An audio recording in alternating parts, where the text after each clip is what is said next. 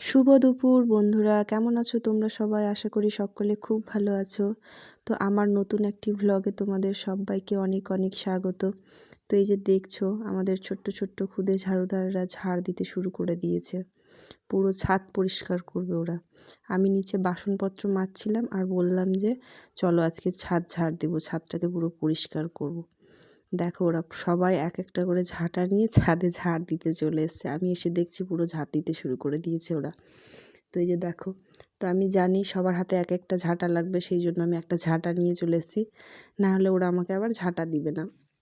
তো সেই জন্য আমি ওই ঝাঁটাটা সঙ্গে করে নিয়ে এসেছি ওদেরকে দেওয়ার জন্য, না হলে ওরা আমাকে আবার ঝাঁটা দিবে না হাতে।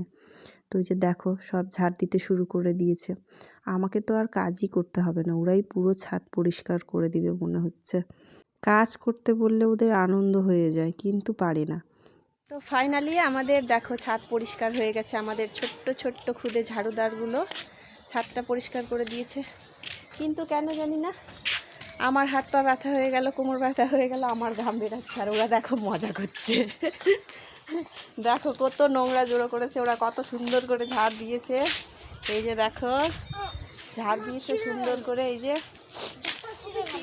হ্যাঁ, কিন্তু আমার ঘাম বেরাচ্ছে, আমার সর্দি লেগে গেল, আমার কোমর ব্যথা করছে, হাত ব্যথা করছে। এই যে দেখো কত নোংরা জড়ো করেছে ওরা, একদম পুরো ছাদ পরিষ্কার করে দিয়েছে। কি সুন্দর, তাই না? বাই করে দাও, বাই। ওই যে হাতে জুতো নিয়ে ঘুরে বেড়াচ্ছে, বাই করে দাও, বাই। ওইদিকে আমি ক্যামেরা করছি দেখে ছেলে লাফাতে শুরু করেছে, আমি করব আমি করব করে।